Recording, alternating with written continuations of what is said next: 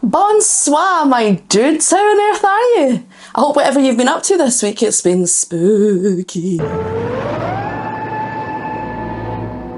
Welcome back to another Soul Singer Discovers. Today on Soul Singer Discovers, we're going to be discovering a patron's choice. But before we do, Metalhead Musings. Today's Metalhead Musings comes from Kyle Brooks. Kyle Brooks says, "It's wild to look back on Demolisher now. These guys have grown in their sound so much." Kyle, I couldn't agree more. Kyle is in fact talking about Slaughter to Prevail and the fact that a lot of their music has grown in its dynamic and approach and songwriting. And a few weeks ago on Soul Singer Discovers live on Twitch, which we do every single Monday, I listened to the new Slaughter to Prevail song, and I have to say, I like it better than anything else I've heard from Slaughter to Prevail. And not just because it's new and shiny, but because there's so much more dynamic, so much more interesting things harmonically are going on. Instead of them just being this backing band with this phenomenal vocalist, they're starting to grow and become something a little bit more intricate. I really enjoyed it. You should definitely go and check it out. But if you also want to be first on the front line to see me spin out about bands I see, go forth to my Twitch and you can tune in to live Soul Singer Discovers every Monday. Today, it's of course Patron's choice, and today's patron is Nathan. Thank you, Nathan. Nathan has chosen the band Alien Weaponry, who are a band from New Zealand. But let's head over to Rosie the Robot, find out some things I didn't know about Alien Weaponry. Alien Weaponry is a New Zealand heavy metal band, blending thrash metal with Maori cultural influences. Formed by brothers Lewis and Henry de Jong in 2010, the band gained international acclaim with their debut album, 2, in 2018. Alien Weaponry's unique fusion of metal music and Maori culture has garnered them widespread recognition in the music industry. Thank you, Rosie. Now, I don't want to butcher this, and I do apologise if I do. The song that we're going to be listening to today is called Kai Tangata. I hope I've pronounced that right. Please forgive me if I haven't. Let us not waste another jot of time, shall we? This is Alien Weaponry with Kai Tangata. Boop. Napalm Records. I'll still love Napalm Records, I think. In 1820, the great Northern War Chief, Hongo Haika, departed New Zealand. On his return, he brought with him the word of God and hundreds of muskets. Things would never be the same again. Okay.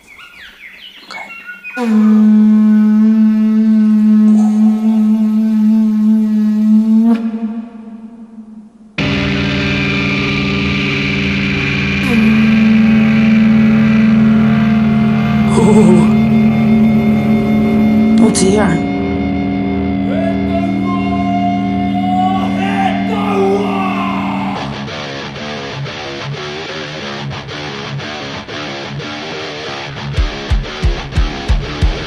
Cool.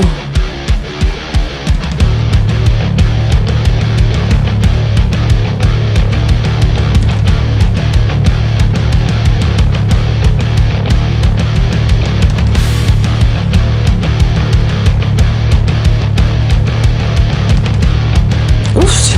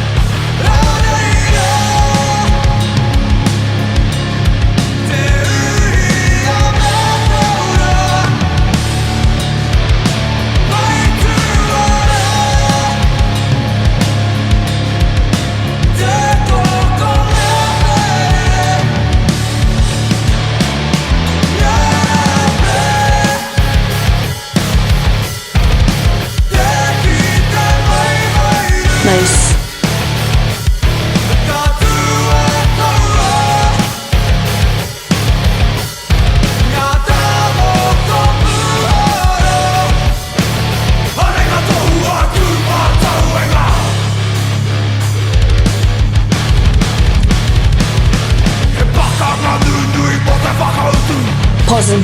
Oh, see here, up until now, I think we've definitely come across bands that use their ancestry and their culture as basically a theme running through all of their music. And we've had a lot of bands that have used things like Vikings, and we've had Scottish bands, and we've had basically bands just using their culture as a lens for all of their music, for their songwriting. I think this is the first one we've had that's not been European. So the band are using their ancestral language from the Maori people to write all of their lyrics in. And I think it's really fascinating when I see these bands, and not just this band, but bands when they use their culture, when they are, you know, like say, I'm using Vikings as a reference because that's one of the ones I've seen the most, I think. It's just such a cool thing, and you would wonder what the OG ancestral people would think about the music now. I mean, they'd obviously be frightened of it because it's so loud and requires so much modern technology, blah, blah, blah. But isn't it such a wonderful skip of like, this was the ancestry, this was the people, this was the time, usually hundreds if not thousands of years ago. And we're bringing it smack up to date with all of this modern metal music. I would say the lead singer, who I believe his name is Louis de Jong, his vocals feel wonderfully supported when he's doing that chorus line. Ba ba ba ba ba ba. It all feels beautifully supported. There's no strain, there's no stretch in that. I also think that the intonation's beautiful, the timber's beautiful. I obviously can't understand what's being said, and whilst I can't understand the lyrics, I'm enjoying the dynamics of the song. They've broken it up, there's different things going on. It's not just one thing happening, there's lots of things happening, and I like that. Let's keep going.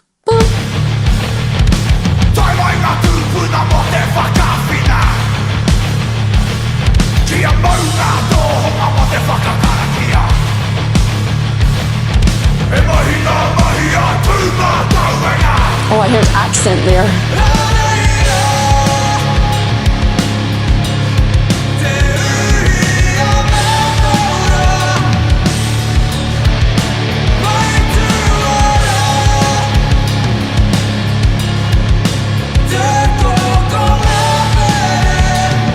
Cool.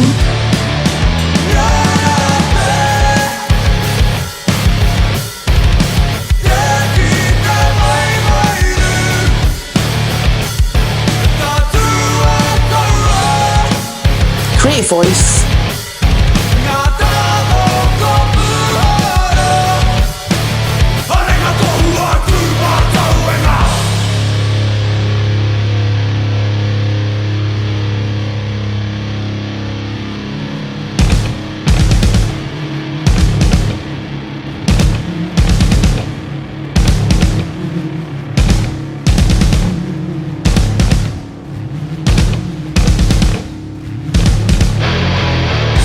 Cool.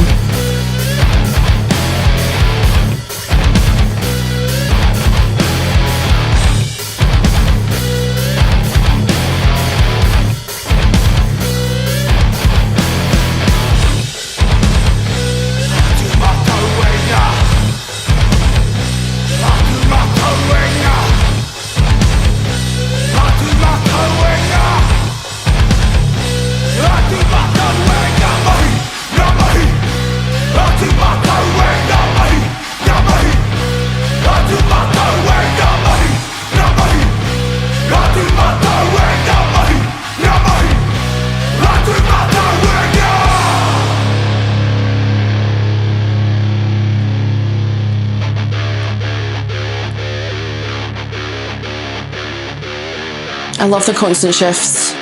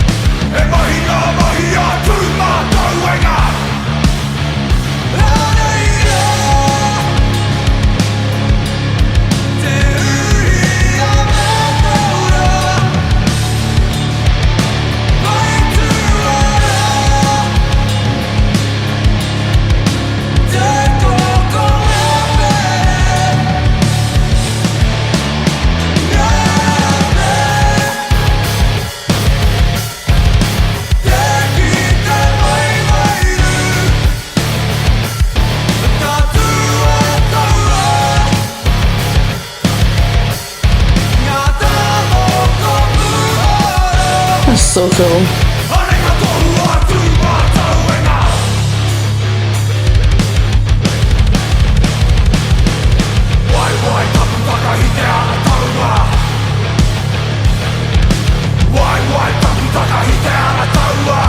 You can hear their accents.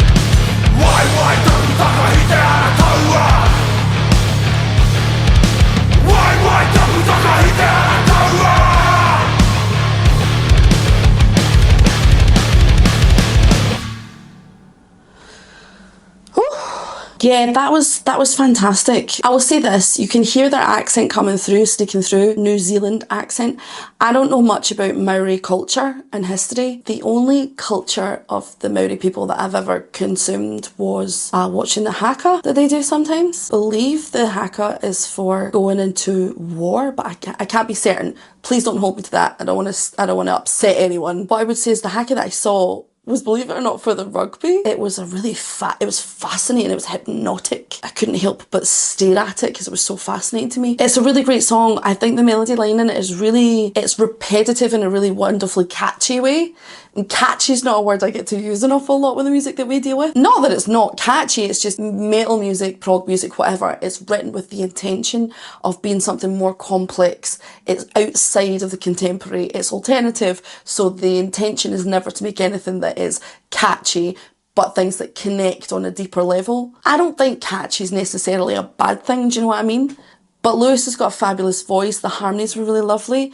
I like the switching between the incredibly melodic, let's call it chorus section, to the more sort of rhythmic, almost a tiny bit rappy sections of the verse. I think the constant dynamic shifts between the drums all the way throughout the song are just such a clever idea. It freshens up your ear, it makes new sections more impactful, it makes you want to continue to listen, do you know what I mean? It's like they've made something that would absolutely be so niche on the outskirts of a genre that is so not meant to be catchy, but somehow they've made it incredibly catchy. You know, it's like, it's in a different language. That language also happens to be not particularly well spoken outside of the area of New Zealand language. It's metal, or at least it's metal. It's metal. Having all of these things and still managing to find something that's catchy that you want to continue to listen to. I mean, props. I love the use of anyone using their ancestry as something they want to include in their songwriting. I always find that makes the music so much more personal. It makes the lyrics more interesting. It gives them several meanings. It's a fascinating thing. What do you guys think? What do you think about the inclusion of culture and ancestry within the songwriting process, and then it becomes part of the brand of the band, which is something much more modern than anything we can associate with ancestry, you know? As always, let me know in the comment section your thoughts, feelings and opinions. Thank you to Nathan. This was a fascinating one. I didn't know what to expect, and catchy was not one of them. Thank you as always to all my patrons.